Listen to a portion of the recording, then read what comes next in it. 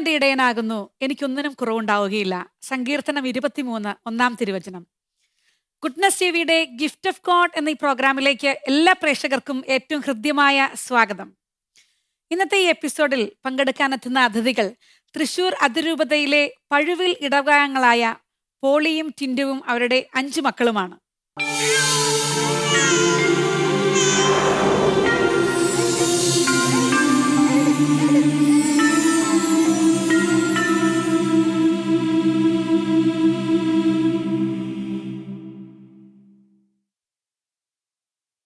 അവരെ വളരെ സ്നേഹപൂർവ്വം ഞാൻ ഈ ഒരു എപ്പിസോഡിലേക്ക് സ്വാഗതം ചെയ്യുന്നു.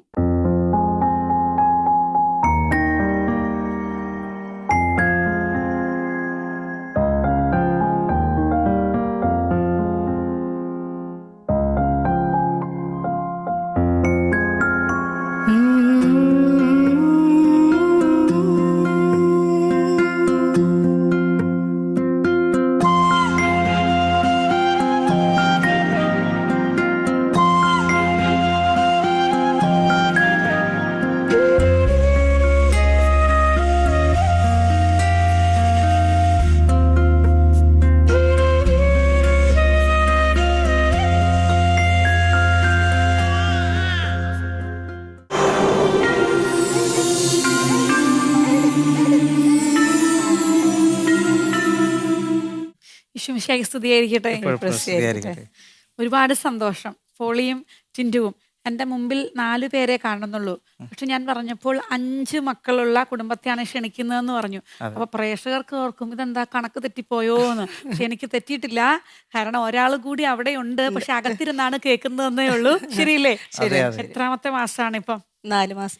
4 മാസം ഇപ്പൊ തുടങ്ങിയിട്ടുണ്ട്. അപ്പൊ അതുകൊണ്ട് എല്ലാം കേൾക്കുകയും കാണുകയും ചെയ്യാവുന്നത് കൊണ്ട് തന്നെ 5 മക്കളുള്ള ഒരു കുടുംബത്തെയാണ് ഇന്ന് ഞാൻ ഈ ഒരു എപ്പിസോഡിലൂടെ പ്രേക്ഷകരുടെ മുമ്പിൽ വെക്കുക. അപ്പൊ നമുക്കൊന്ന് പരിചയപ്പെട്ടിട്ട് തന്നെ തുടങ്ങാം. ഓക്കെ. എൻ്റെ പേര് പോളി, സ്ഥലം പഴുവിൽ ഇടവകയാണ്. ഞങ്ങൾ വീട്ടിൽ അപ്പച്ചനുണ്ട്, അമ്മച്ചിയുണ്ട്. പിന്നെ ഞങ്ങൾ ഈ 4 മക്കളടങ്ങുന്ന ഞങ്ങൾ 5-ാമത്തെ ആളെ ഞങ്ങൾ വെയിറ്റിംഗ് ആണ്. ചെറിയൊരു ബിസിനസ് കാര്യങ്ങളൊക്കെ ആയിട്ട് ഞങ്ങൾ മുൻപോട്ട് പോകുന്നു. ഞാൻ ടിൻഡു. ഞങ്ങൾ 5 മക്കളെ 5-ാമത്തെ ആളെ സന്തോഷത്തോടുകൂടി സ്വീകരിക്കാനായിട്ട് തയ്യാറായിക്കൊണ്ടിരിക്കുന്നു. ഒരു ഗർഭിണിയെ അങ്ങനെ കിട്ടാറില്ല ഞങ്ങളുടെ എപ്പിസോഡുകളിൽ. ശരിക്കും ആ എക്സ്പീരിയൻസ് നമുക്ക് ചോദിക്കാമല്ലോ, അല്ലേ?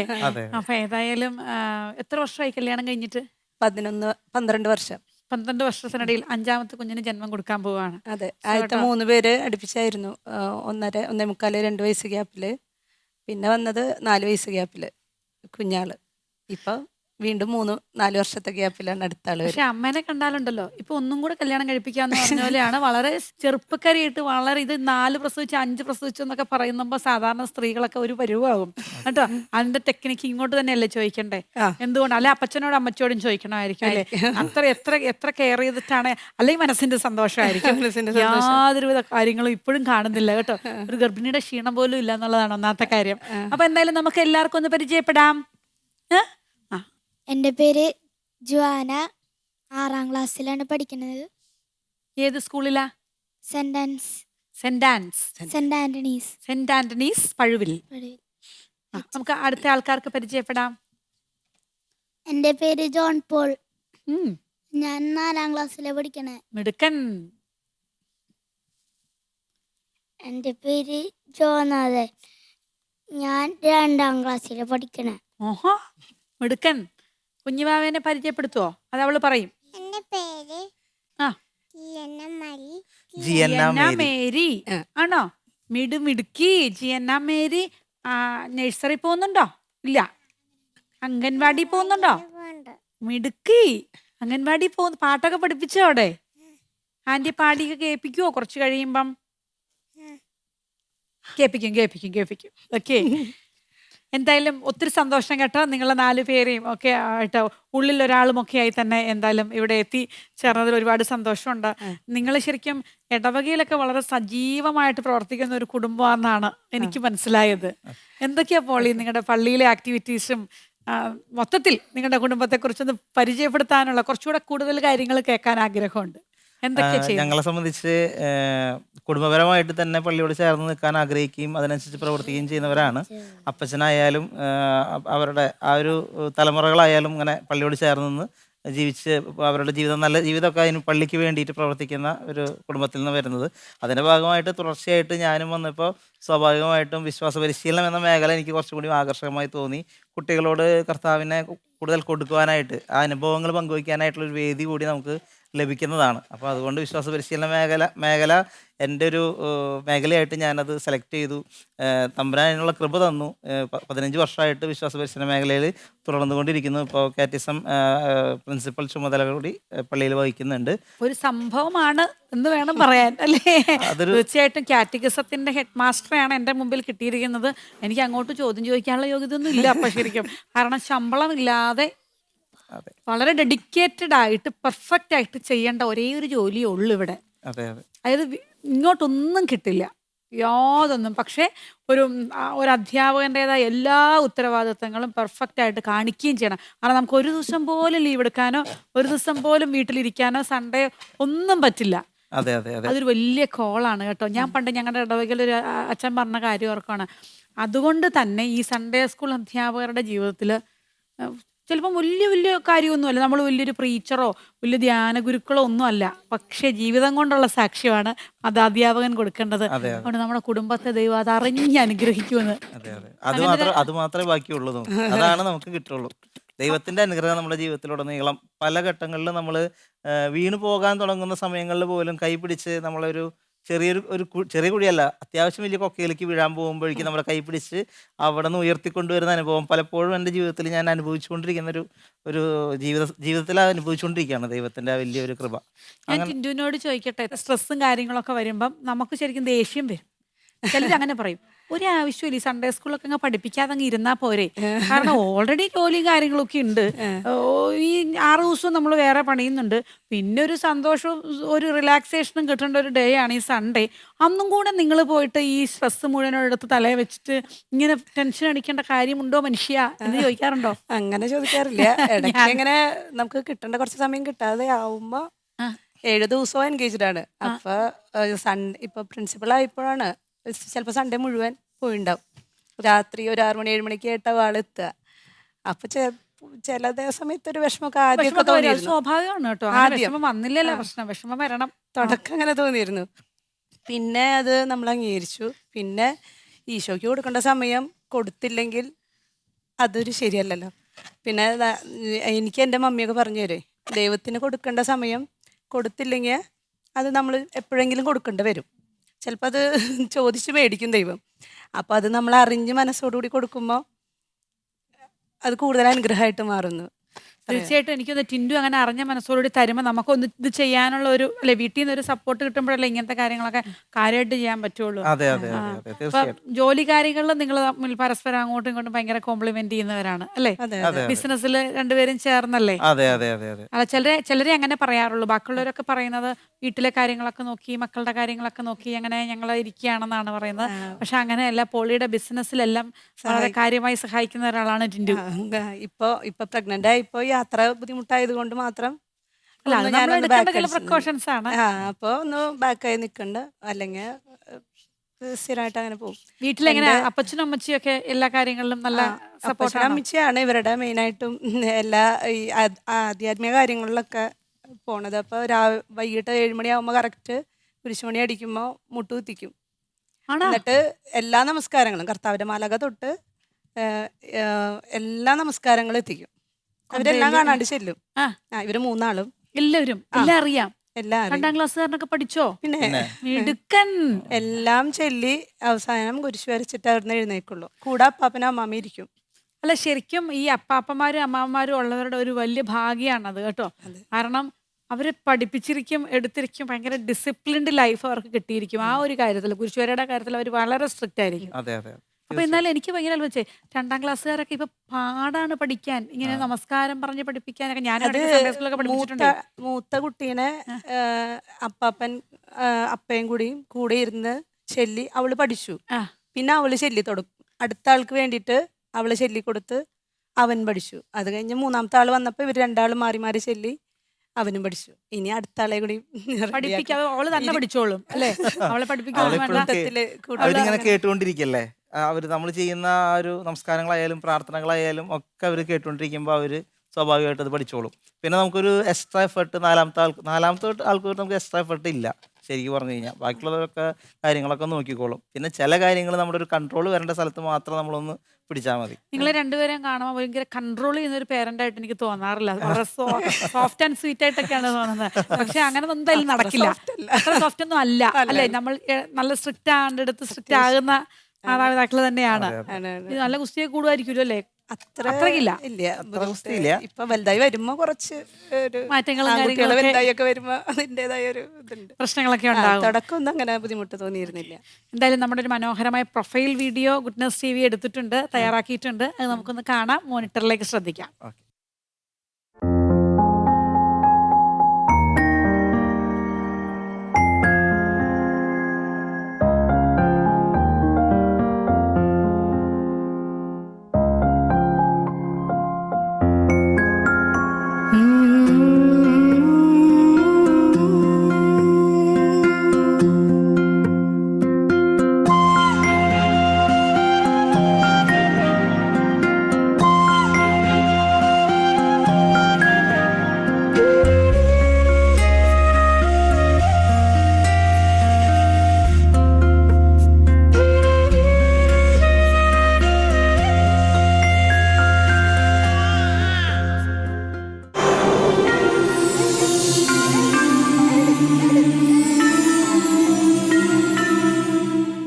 നമ്മളേതായാലും ഈ ഒരു എപ്പിസോഡുകളിലൊക്കെ വലിയ കുടുംബത്തിന്റെ സന്തോഷങ്ങളാണ് പറയുക. എനിക്ക് നിങ്ങളോട് ചോദിക്കാനുള്ളത്, നിങ്ങളുടെ ജീവിതത്തിൽ നിങ്ങൾക്ക് അനുഭവപ്പെട്ടുള്ള വലിയൊരു പ്രതിസന്ധി എന്താണെന്നുള്ളതാണ്. ഇങ്ങനെ ഒരു വലിയ കുടുംബത്തെ കൊണ്ടു നടക്കുമ്പോൾ, അല്ലെങ്കിൽ വലിയ കുടുംബം ആയിക്കൊണ്ടിരിക്കുന്നു കേട്ടോ, 4 മക്കൾ വന്നു കഴിഞ്ഞാൽ വലിയ കുടുംബം കണ്ട ലിസ്റ്റിലാണ്. അപ്പം നിങ്ങൾ ഫേസ് ചെയ്യുന്ന ഒരു പ്രതിസന്ധി എന്താണ്? പ്രതിസന്ധി എന്ന് പറഞ്ഞാൽ ഞങ്ങളുടെ സിസേറിയനാണ്. 4 സിസേറിയൻ കഴിഞ്ഞ് 5ാമത്തെ സിസേറിയന് വേണ്ടി തയ്യാറായിക്കൊണ്ടിരിക്കുകയാണ്. അപ്പോൾ അത് തന്നെ ഞങ്ങളെ സംബന്ധിച്ച പ്രതിസന്ധി അല്ലെങ്കിലും കാണുന്നവരെ സംബന്ധിച്ച പ്രതിസന്ധിയാണ്. അവർക്ക് ഉത്തരം പറയേണ്ടി വരിക എന്നുള്ളതാണ് അവരോട് നമ്മൾ ഉത്തരം പറയുക എന്നുള്ളതാണ് നമ്മൾ നേരിടുന്ന ഒരു പ്രതിസന്ധി. അല്ല, ഞാൻ ചോദിക്കട്ടെ, എന്തായാലും സിസേറിയനും ഓപ്പറേഷനും ഒക്കെയാണ്, സുഖകരമായ അവസ്ഥയൊന്നും അല്ലെന്ന് എനിക്ക് നന്നായിട്ട് അറിയാം. അപ്പൊ അതൊരു പ്രതിസന്ധി ഇല്ലേ ശരിക്കും? വല്ല ആരോഗ്യ പ്രശ്നങ്ങളൊക്കെ ഉണ്ടോ? അതെയോ? ദൈവം അനുഗ്രഹിച്ച് 4 കഴിഞ്ഞിട്ടും ഞാൻ ഫിറ്റാണ്. ഞാൻ ഫിറ്റാണെന്ന് കണ്ടാലേ പറഞ്ഞു. ഹാപ്പിയാണ്. അങ്ങനെ ഹെൽത്ത് ഇഷ്യൂസ് ഒന്നും അങ്ങനെ ഇതുവരെ ഫീൽ ചെയ്തിട്ടില്ല. നമ്മുടെ പേരൻസ് ഒക്കെ അതിനെ എതിർക്കാറുണ്ടോ? അവർക്ക് ടെൻഷൻ വരാറുണ്ടോ? ചെറിയൊരു ടെൻഷൻ സ്വാഭാവികമാണല്ലോ, മകളല്ലേ ഉണ്ടാവും. അപ്പോൾ മമ്മിയും പപ്പയൊക്കെ അങ്ങനെ ചെറിയൊരു ടെൻഷൻ ഉണ്ടെങ്കിലും അവര് ഹാപ്പിയാണ്. ഇതിപ്പോ 5ാമത്തെ പറഞ്ഞപ്പോഴും സന്തോഷത്തോടു കൂടി സ്വീകരിച്ചു. വളരെ സന്തോഷമായി. അതൊരു ഒരു വലിയ അസറ്റ് ആയിട്ടാണ് അവരും കരുതുന്നത്. അത്ര 5 കൊച്ചുമക്കളായല്ലോ എന്നുള്ളത് അല്ലേ? ഇവിടുത്തെ അപ്പച്ചനും അമ്മച്ചും അതെ അങ്ങനെ തന്നെയാണ്. ഞാനിപ്പോൾ ഓൾറെഡി ചോദിക്കട്ടെ, കാറ്റഗിസം മാത്രമല്ല, അല്ലാതെ രൂപതയുടെ പല പല കാര്യങ്ങളിലും നിങ്ങൾ വീണ്ടും വീണ്ടും ഉണ്ട്. ഞാനിത് ചോദിക്കാതെ തന്നെ പറയൂ എന്നുള്ളതാണ് എൻ്റെ ആഗ്രഹം. അപ്പൊ വേറെ എന്തൊക്കെ ആക്ടിവിറ്റീസ് ആണ്? ശരി, ഞങ്ങൾ ഇപ്പോൾ തൃശ്ശൂർ അതിരൂപതയില് ലോഫ് എന്ന് പറഞ്ഞിട്ട് ലീജിയൻ ഓഫ് അപ്പോസ്തലിക് ഫാമിലീസ്, അതിൻ്റെ ആസ്പിറൻസ് ആണ്. ഞങ്ങളിപ്പോൾ ഒരു 1.5 വർഷത്തോളമായിട്ട് ലോഫുമായി ബന്ധപ്പെട്ട് ആ കൂട്ടായ്മയിൽ ഭാഗമാകാനായിട്ട് ഞങ്ങൾക്ക് സാധിച്ചു. അത് വിശ്വാസ പരിശീലനത്തിൻ്റെ ഒരു തുടർച്ചയായിട്ട് ദൈവം കൈപിടിച്ച് അതിലേക്ക് ചേർത്തായിട്ടാണ് ഞങ്ങൾക്ക് മനസ്സിലാകുന്നത്. അല്ലാതെ ഞങ്ങളങ്ങനെ പ്രത്യേകിച്ച് പലപ്പോഴും ദൈവത്തിൻ്റെ ഒരു കരം എല്ലാ മേഖലകളിലേക്കും ഞങ്ങളെ കൊണ്ടുപോവുകയാണ്. അല്ലാതെ ഞാനൊരു എഫർട്ട് എടുത്തിട്ട് പോയിട്ട് ഇന്ന സ്ഥലത്തെത്തണം എന്നുള്ള രീതിയിലോ അല്ലെങ്കിൽ ഇന്ന സംഘടനയിൽ പ്രവർത്തിക്കണം എന്ന രീതിയിലല്ല. ദൈവം ആഗ്രഹിക്കുന്ന തരത്തിൽ ദൈവം എന്നെ കൈപിടിച്ച് കൊണ്ടുപോവാണ്. ഞങ്ങൾ മൊത്തത്തിൽ അങ്ങനെയാണ്. നമ്മൾ ദൈവഹിതത്തിന് പൂർണ്ണമായിട്ടും കീഴ്വഴങ്ങി ജീവിക്കുക എന്നുള്ളതാണ് ആഗ്രഹം. അതിനെ ശ്രമിക്കുക എന്നുള്ളതാണ് മനുഷ്യ ക്രിസ്ത്യാനി എന്ന നിലയ്ക്ക് ഒരു എൻ്റെ ജീവിതം കൊണ്ട് ഞാൻ ഉദ്ദേശിക്കുന്നത്. പല സമയത്തും നമുക്കതിന് പറ്റില്ല, മാനസികമായിട്ടുള്ള ബലഹീനതകൾ നമുക്ക് പറ്റില്ലെങ്കിലും, പക്ഷെ നമ്മൾ പരമാവധി ആ ദൈവഹിതത്തോട് ചേർന്ന് ദൈവം എന്താണ് ആഗ്രഹിക്കുന്നത് ആ തരത്തിൽ മുന്നേറാനായിട്ട് ശ്രമിക്കുന്നു. അപ്പോൾ അതിൻ്റെ ഭാഗമായിട്ട് പല സംഘടനകളിലും മദ്യവിരുദ്ധ സമിതി ഞങ്ങളുടെ ഇടവകയിലും ഫൊറോനയിലും രൂപതയിലൊക്കെ ഞങ്ങൾ അതിൻ്റെ ഭാഗമാകാനായിട്ട് ഞങ്ങൾക്ക് സാധിച്ചിട്ടുണ്ട്. ഇപ്പോഴും മദ്യവിരുദ്ധ സമിതി അംഗം തന്നെയാണ്. ഞങ്ങളുടെ ഭവനം പൂർണ്ണമായിട്ടൊരു വിമുക്ത ഭവനമാണ്. എന്തായാലും എൻ്റെ അടുത്ത് 1-2 പേര് മൈക്കൊക്കെ പിടിച്ചിരിപ്പുണ്ടോ, ഞാൻ അവരോടും കൂടെ ഒന്ന് വിശേഷമൊക്കെ ചോദിക്കട്ടെ. സ്കൂളിൽ എന്തൊക്കെയാ ചെയ്യുക? പാട്ടുപാടും ഡാൻസ് ചെയ്യും അങ്ങനെയൊക്കെ ഉണ്ടോ? പടം വരെയാണ് കൂടുതൽ. പടം വരെയാണ് കൂടുതൽ. ഇങ്ങനെ എക്സിബിഷനൊക്കെ ഉണ്ടോ? അത് നന്നായിട്ട് വരയ്ക്കും. എക്സിബിഷൻ ഉണ്ട്, മത്സരങ്ങൾ വരാറുണ്ട്. അന്നേരം പോകും. എന്നിട്ട് സമ്മാനമൊക്കെ കിട്ടിയിട്ടുണ്ടോ? ഇടയ്ക്ക് കിട്ടാറുണ്ട്. ആണോ? ഈ മൂത്ത ചേച്ചി ആയതുകൊണ്ട് ഈ അനിയന്മാരെയൊക്കെ പഠിപ്പിക്കാനൊക്കെ കൂടുവോ? അതെയോ അമ്മയാണോ എല്ലാം ചെയ്യുന്നേ? ഇവര് തന്നെ പഠിച്ചോളും. ചെറിയ ചെറിയ സപ്പോർട്ടുകള് മതി ഇവർക്ക്. എന്തൊക്കെ ചെയ്തു കൊടുക്കും ഇവർക്ക്? ഇവർക്ക് ആക്ടിവിറ്റീസ് ഒക്കെ ചെയ്യും, വരയ്ക്കാൻ. ആക്ടിവിറ്റീസ് ഒക്കെ ഹെൽപ്പ് ചെയ്യും. എഴുതാനും അങ്ങനത്തെ കാര്യങ്ങളൊക്കെ ചെയ്യാൻ സഹായിക്കും. മമ്മീനെ സഹായിക്കുവോ? ആ പാത്രമൊക്കെ തന്നെ കഴുകി വെക്കുവോ? ആ ഒക്കെ എല്ലാം തന്നെയാണ് ചെയ്യുന്നത്. ബെഡ് വിരിക്കുന്നത്, ആ ഓംലെറ്റ് ഒക്കെ ഉണ്ടാക്കാൻ അറിയാവോ? ആ അറിയാം. ഒക്കെ പഠിക്കണം കേട്ടോ. എല്ലാം ഇച്ചിരി കൂടെ വലുതാകുമ്പോൾ ഉടനെ ഒന്നും ചെയ്തില്ലെങ്കിലും ഓക്കെ. ഇവര് എല്ലാ കാര്യങ്ങളൊക്കെ ചെയ്യും, അവരുടെ സ്വന്തം കാര്യങ്ങളൊക്കെ അമ്മയുടെ പുറകെ നടക്കുവോ? അവരവരുടെ കാര്യങ്ങൾ അവരവരെ ചെയ്തോളും. ആ പിന്നെ കുറച്ച് കാര്യങ്ങളാണ് നമ്മളിന്ന് ചെയ്ത് കൊടുക്കേണ്ടതുള്ളൂ. ചെയ്ത് കൊടുക്കേണ്ടത്. ആ മിടുക്കി. അപ്പൊ ഒരു ചേച്ചി ഉള്ളതുകൊണ്ട് അവര് രക്ഷപ്പെട്ടു.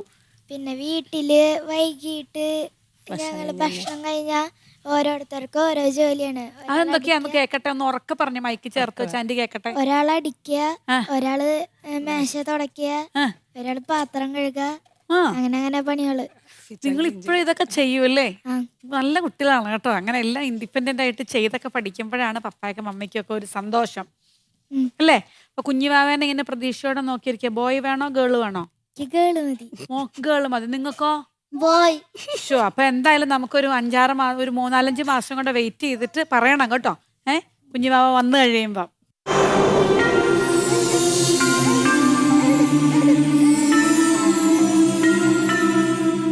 ഒരു വ്യാഴവട്ടക്കാലം ഗുഡ്നസ് ടിവിയോടൊപ്പം സഞ്ചരിച്ച പ്രിയപ്പെട്ട പ്രേക്ഷകർക്ക് മുൻപിൽ അഭിമാനത്തോടെ സമർപ്പിക്കുന്നു. ഗുഡ്നസ് ടിവി ഇനി മുതൽ OTT പ്ലാറ്റ്ഫോമിൽ ലഭ്യമാകുന്നു. OTT പ്ലാറ്റ്ഫോമായ റുക്കു ബോക്സിൽ ഗുഡ്നസ് ടെലിവിഷൻ ലഭ്യമാകുന്നു.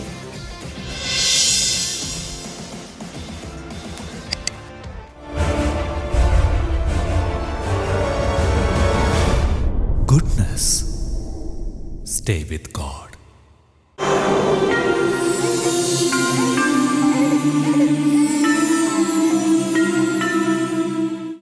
ഈ പഴുവിൽ വന്നു കഴിയുമ്പം എന്തായാലും അവിടുത്തെ പള്ളിയോട് ചേർന്ന് നിൽക്കുന്ന അല്ലെങ്കിൽ മതാധ്യാപകൻ ഇങ്ങനെയുള്ള കാര്യങ്ങളൊക്കെ ഉണ്ടെങ്കിലും നിങ്ങളുടെ കുടുംബത്തെക്കുറിച്ച് പ്രത്യേകമായിട്ട് നമുക്കൊരു എന്തെങ്കിലും ഒരു സ്പെഷ്യൽ സംഭവം ഫീൽ ചെയ്യുന്നുണ്ടാവും, ഉണ്ടാവണം എന്നാണ് എനിക്ക് പറയാനുള്ളത്. സാറിൻ്റെ ഒക്കെ ചിരി കാണുമ്പോഴേ അറിയാം എന്തൊക്കെയോ ഉണ്ടെന്നുള്ളത്. അങ്ങനെ എന്താണ് ഇനി പ്രേക്ഷകരോട് നിങ്ങളെപ്പറ്റി നിങ്ങൾക്ക് പറയാനുള്ളത്? ഞങ്ങൾ സ്ഥിരമായിട്ട് ഡെയിലി കുർബാന മാക്സിമം എല്ലാവരും തന്നെ പങ്കെടുക്കാനായിട്ട് ശ്രമിക്കും. അതെന്ന് പറഞ്ഞു കഴിഞ്ഞാൽ ഒരു മാസത്തിൽ എന്തെങ്കിലും വല്ല വയ്യായോ അങ്ങനെ സുഖമില്ലാത്ത അവസ്ഥകൾ വരുമ്പോൾ മാത്രമാണ് കുർബാന മുടങ്ങുന്ന സാഹചര്യം വരുള്ളൂ. പരമാവധി എല്ലാവരും മക്കളായാലും കുർബാനയ്ക്ക് നിർബന്ധമായിട്ടും പോകണം. അത് എൻ്റെ മാത്രമല്ല, പാരൻറ്റിൻ്റെ, അതായത് അപ്പച്ചൻ്റെ പോളിസിയാണ്.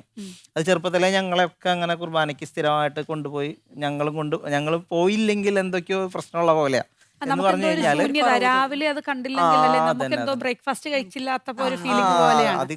അതിലും കൂടുതലാണ്. ഇപ്പൊ രാവിലെ തന്നെ ഇപ്പം നമുക്ക് കുർബാനയിൽ പങ്കെടുക്കാൻ ഇപ്പൊ 2 കുർബാനയുള്ളടത്ത് ഞങ്ങൾക്ക് കുഴപ്പമില്ല. ഇല്ലാത്ത സമയങ്ങൾ വരുമ്പോൾ ഞാൻ അത് മേക്കപ്പ് ചെയ്യാനായിട്ട് വേറെ എന്തെങ്കിലുമൊക്കെ അഡ്ജസ്റ്റ്മെന്റ്, വേറെ എവിടെയെങ്കിലും ജോലി ചെയ്യുന്നിടത്തോ എവിടെയെങ്കിലുമൊക്കെ ആയിട്ട് പോയി അഡ്ജസ്റ്റ് ചെയ്ത് അതെങ്ങനെയെങ്കിലും ആ ദിവസം കുർബാനയിൽ പങ്കെടുത്തിരിക്കും എന്നുള്ളത് വലിയൊരു ആഗ്രഹത്തിൽ അത് ഈ പങ്കെടുക്കുന്നവർക്ക് അതിന്റെ ആ ഒരു സുഖം മനസ്സിലാവുള്ളൂ കേട്ടോ. അതിന്റെ ആ ഒരു അത് നമ്മൾ പറഞ്ഞ പോലെ ഈ നോൺ വെജ് കഴിക്കാത്തവരോട് അതിനെപ്പറ്റി പറഞ്ഞിട്ട് കാര്യമില്ല. പക്ഷെ എനിക്കത് മനസ്സിലാകുന്നുണ്ട്. ഒരു ദിവസം അത് കണ്ടില്ലെങ്കിൽ ഉണ്ടാകുന്ന അസ്വസ്ഥത ശരിക്കും വലുത് തന്നെയാണ്. നമുക്ക് ആ ഒരു നേരം, 1 മണിക്കൂർ നേരം അല്ലെങ്കിൽ ഒരു 45 മിനിറ്റ് നേരം നമ്മൾ അത് വേറെ എന്തൊക്കെയോ കാര്യങ്ങൾ ചെയ്യാമെന്നുള്ള ധാരണ നമുക്ക് തോന്നും. പക്ഷേ അത് കഴിഞ്ഞിട്ട് ഇപ്പം എനിക്കുണ്ടായ അനുഭവം എന്ന് വെച്ച് കഴിഞ്ഞാൽ നമ്മൾ ഇടയ്ക്ക് അങ്ങനെ ഒന്ന് മുടങ്ങി പോവുകയാണെങ്കിൽ അന്ന് വൈകുന്നേരം ആകുമ്പോഴേക്കും നമുക്കൊരു അസ്വസ്ഥതയാണ്. ഇന്നലെ അല്ലെങ്കിൽ ഇന്ന് കുർബാനയ്ക്ക് പങ്കെടുക്കാൻ പറ്റിയില്ല, അത് ഭയങ്കര അസ്വസ്ഥതയായി തോന്നും. പിന്നെ ദിവസങ്ങളിൽ നമുക്ക് ഏകദേശം കുറേ നാളത്തേക്ക് നമ്മൾ ഒരു നിലയ്ക്കും അത് വിട്ടുവീഴ്ചയില്ലാത്ത തരത്തിൽ നമ്മളതിൽ പങ്കെടുത്തിരിക്കും. ആ ഒരു അനുഭവത്തിൽ കൂടെ ഞങ്ങൾക്ക് വലിയൊരു അനുഗ്രഹമായിട്ട് ഞങ്ങൾക്ക് തോന്നിയിട്ടുണ്ട്. ഞങ്ങൾ പല ഏതൊരു സാഹചര്യത്തിൽ കൂടെ പോയാലും ഞങ്ങൾക്കത് കണ്ടിന്യൂ ചെയ്യാനായിട്ട്, അതല്ലെങ്കിൽ ആ ഒരു വിശ്വാസത്തിൽ നിൽക്കാനും പോസിറ്റീവായിട്ട് നമുക്ക് കിട്ടുന്ന എല്ലാ അനുഭവങ്ങളെയും പോസിറ്റീവായിട്ട് സ്വീകരിക്കാനായിട്ട് നമുക്ക് ആ ഒരു കുർബാന അനുഭവം പലപ്പോഴും സഹായിക്കാറുണ്ട്. തീർച്ചയായിട്ടും നിങ്ങൾ രണ്ടുപേരും ചെയ്യുന്ന വലിയ നന്മകൾക്കൊക്കെ നിങ്ങളുടെ മക്കളിലൂടെ കർത്താവ് ഒത്തിരി പ്രതിഫലം തരും കേട്ടോ, ഉറപ്പാണ്. ടിൻറ്റുവിന് എന്താണ് പ്രേക്ഷകരോട് പറയാനുള്ളത്? അഞ്ചാമത്തെ സിസേറിയന് വേണ്ടി ഒരുങ്ങുന്ന ഒരാളെയാണ് ഞാൻ എൻ്റെ മുമ്പിൽ കാണുന്നത്. അതൊരു ചലഞ്ച് തന്നെയാണ്. ജോലിക്ക് സഹായിക്കുന്നു, എല്ലാ കാര്യങ്ങളും വളരെ പോസിറ്റീവായിട്ടും പ്ലസൻ്റ് ആയിട്ടും ഡീൽ ചെയ്യുന്നു. ഈ ഒരു വലിയ കുടുംബത്തിൻ്റെ വലിയൊരു സന്തോഷം തന്നെ ഞാൻ മുഖത്ത് കാണുന്നുണ്ട്. പ്രേക്ഷകരോട് എന്താണ് പറയാനുള്ളത് ശരിക്കും? ആ, എല്ലാവരോടും പുതിയ ദമ്പതികളോട് എനിക്ക് പറയാനുള്ളത്, മക്കളെ സ്വീകരിക്കുക. ദൈവം തരുന്നത് സ്വീകരിക്കുക. ദൈവം തരാൻ തയ്യാറാണ്. നിങ്ങൾ കൈനീട്ടി സ്വീകരിച്ചാൽ മതി. ഇനി സ്വീകരിച്ചു കഴിഞ്ഞാൽ അതെങ്ങനെ മാനേജ് ചെയ്യും, എങ്ങനെ ചെയ്യും എന്നുള്ള ടെൻഷനൊന്നും നമുക്ക് വേണ്ട. കാരണം തരുന്നത് കർത്താവാണെങ്കിൽ കർത്താവിൻ്റെ കുഞ്ഞാണ്. കർത്താവിനറിയാം എങ്ങനെ കൊണ്ടുപോകണം. ഇപ്പോൾ സിസേറിയൻ ആയതുകൊണ്ട് പലരും എന്തിനാ അങ്ങനെ റിസ്ക് എടുക്കണേന്ന് ചോദിക്കാറുണ്ട്. പക്ഷേ നിങ്ങൾക്ക് പേടിയില്ലേന്ന് ചോദിക്കും. ഞാൻ അപ്പോൾ പറയുന്നത്, തന്നത് ദൈവമാണെങ്കിൽ സുരക്ഷിതമായിട്ട് കൊണ്ടുപോകാനും അവനറിയാം. അപ്പോൾ ആ ഒരു വിശ്വാസത്തിലാണ് നമ്മൾ ജീവിക്കുന്നത്. അപ്പോൾ അവൻ സുരക്ഷിതമായിട്ട് കൊണ്ടുപോയിക്കോളും. അപ്പോൾ ദൈവത്തിൽ പൂർണ്ണമായിട്ടും ആശ്രയിച്ച് ജീവിക്കുക. ദൈവത്തിൻ്റെ ഹിതം നടക്കാനായിട്ട് നമ്മളെ തന്നെ വിട്ടുകൊടുക്കുക. ഞങ്ങളുടെ ജീവിതത്തിൽ ഞങ്ങളെടുത്ത തീരുമാനം എന്ന് പറയാൻ പറ്റില്ല. കൂടുതൽ മക്കളെ സ്വീകരിക്കാമെന്ന് ഞങ്ങൾ അങ്ങനെ മുമ്പേ ഒരു തീരുമാനം എടുത്തിട്ടില്ല. പക്ഷേ ദൈവം നടത്തിക്കൊണ്ട് പോയ വഴികളാണ്. ഓരോ കുഞ്ഞിനെ സ്വീകരിക്കുമ്പോഴും അടുത്ത ആളെ സ്വീകരിക്കാൻ, ഓരോ കുഞ്ഞ് വന്നു കഴിയുമ്പോഴും ഇനി ഒരാളെയും കൂടി സ്വീകരിക്കാനായിട്ട് നമ്മളെ ദൈവം ഒരുക്കാണ്. മനസ്സിലങ്ങനെ ഒരു ആഗ്രഹം, ആ തീരുമാനം, അങ്ങനെ ഉറച്ചൊരു തീരുമാനത്തിലേക്ക് ഞങ്ങളെ ദൈവം നയിച്ചുകൊണ്ട് വന്നു എന്നാണ് പറയാനുള്ളത്. ഞങ്ങളായിട്ട് എടുത്ത തീരുമാനം എന്ന് ഒരിക്കലും ഞങ്ങൾക്ക് അങ്ങനെ ഡിസിഷൻ എടുക്കാനുള്ളൊരു കഴിവൊന്നുമില്ല. അത്ര സ്ട്രോങ് ഒന്നുമല്ല ഞങ്ങൾ. പക്ഷെ ഇങ്ങനെ ഒരു ഇപ്പോൾ എല്ലാവരും കാണുമ്പോൾ പറയും സ്ട്രോങ് ആണല്ലോ, സ്ട്രോങ് ഡിസിഷൻ ആണല്ലോ എന്ന്. പക്ഷെ സ്ട്രോങ് അല്ല. ദൈവമാണ് ബലം തരുന്നത്. ഇതിനെല്ലാം ബലം തന്നതും ഇവിടം വരെ എത്തിച്ചതും ദൈവമാണ്. ദൈവത്തിനാണ് നന്ദി. അപ്പോൾ ദൈവഹിതത്തിന് വേണ്ടി നമ്മളെ വിട്ടുകൊടുക്കുക. അതാണ് ഓരോ ക്രിസ്ത്യാനിയും ഓരോ മനുഷ്യൻ്റെയും ഉത്തരവാദിത്വം എന്ന് പറയുന്നത്. ദൈവം എന്താണ് നമ്മളെക്കുറിച്ച് ആഗ്രഹിച്ചത്.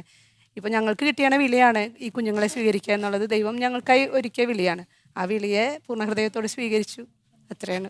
എനിക്ക് അതിനോട് 100% ഞാൻ യോജിക്കുകയാണ് കേട്ടോ. അതൊരു കൃപയാണ്. എല്ലാവരും വിചാരിച്ചാൽ നടക്കില്ല. പിന്നെ നിങ്ങൾ പറഞ്ഞ പോലെ തന്നെ ദൈവം നമ്മളെ തോന്നിപ്പിക്കും. ദൈവം നമുക്ക് അങ്ങനെ ഒരു ആഗ്രഹം തരും.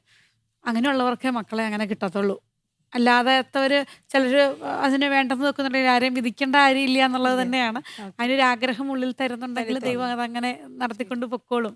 അപ്പം എനിക്ക് കുറേ നല്ല കാര്യങ്ങൾ ഇന്ന് ഈ എപ്പിസോഡിലൂടെ കിട്ടി. അപ്പം തീർച്ചയായിട്ടും പ്രേക്ഷകർ ഒരുപാട് സന്തോഷിക്കുന്നുണ്ട്, കേട്ട് മനസ്സിലായിട്ടുണ്ട്. ഏതായാലും പഴുവിലെ കാറ്റഗസത്തിൻ്റെ ഹെഡ് മാസ്റ്റർ വെറുതെ അല്ല നമ്മുടെ എപ്പിസോഡിലെത്തിയത്. നിങ്ങളുടെ ഒരു വലിയ സാക്ഷ്യം തന്നെ നൽകാനായിട്ട് നിങ്ങൾക്ക് സാധിച്ചു. എന്തായാലും തീർച്ചയായിട്ടും ദൈവം ഒരുപാട് അനുഗ്രഹിക്കട്ടെ എന്ന് പ്രാർത്ഥിക്കുകയാണ്. ഈ അവസാന ഘട്ടത്തിൽ നിങ്ങളെ കാണാനും അനുഗ്രഹിക്കാനുമായിട്ട് ഗുഡ്നസ് ടിവിയുടെ chairman Reverend father Alex Chalangadi അച്ഛൻ എത്തിയിട്ടുണ്ട്. നമുക്ക് ഒത്തിരി സന്തോഷത്തോടെ ഈ ഒരു എപ്പിസോഡിലേക്ക് അച്ഛനെ സ്വാഗതം ചെയ്യാം.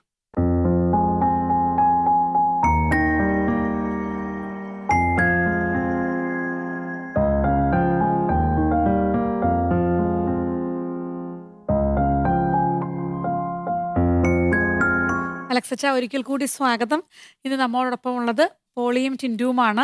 4 കുഞ്ഞുങ്ങൾ ഒപ്പമുണ്ട്. ടിൻറ്റു പ്രഗ്നൻ്റ് ആണ്. 5ാമത്തെ കുട്ടിക്കായിട്ട് അവർ വെയിറ്റ് ചെയ്യുന്നു. ഇവരോട് എന്താണ് പറയാനുള്ളത്? പോളിയെയും ടിൻറ്റുവിനെയും പ്രത്യേകമായി അഭിനന്ദിക്കുന്നു.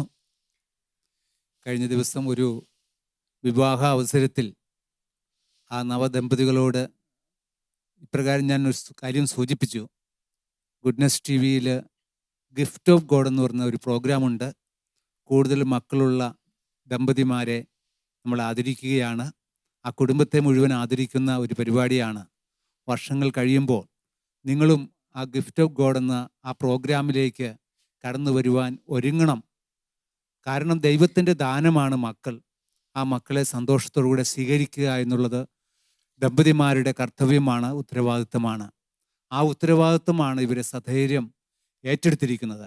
പ്രത്യേകമായി ഗുഡ്നസ് ടി വിയുടെ എല്ലാ പ്രേക്ഷകരുടെ പേരിലും എല്ലാവിധ അഭിനന്ദനങ്ങളും മംഗളങ്ങളും പ്രാർത്ഥനകളും നേരുന്നു. മക്കളെ പ്രത്യേകമായി ഈശോയ്ക്ക് സമർപ്പിക്കുന്നു. ഈശോ ഇവരെ ഓരോരുത്തരെയും സമർത്ഥമായിട്ട് അനുഗ്രഹിക്കട്ടെ.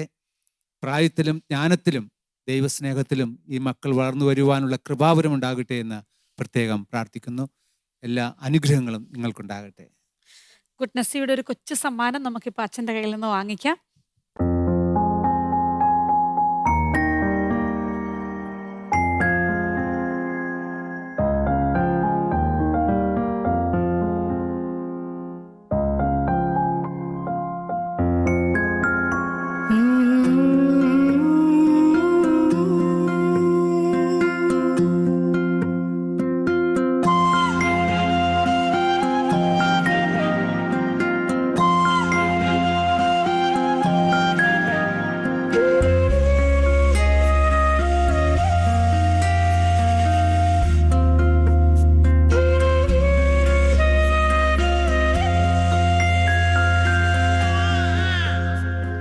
വിശുദ്ധ കുർബാനയും വിശ്വാസ പരിശീലനവും എത്രമാത്രം ക്രൈസ്തവ ജീവിതത്തിൽ പ്രധാനപ്പെട്ടതാണ് എന്ന് നമ്മളെ മനസ്സിലാക്കി തന്ന ഒരു എപ്പിസോഡാണ് കടന്നുപോയത്.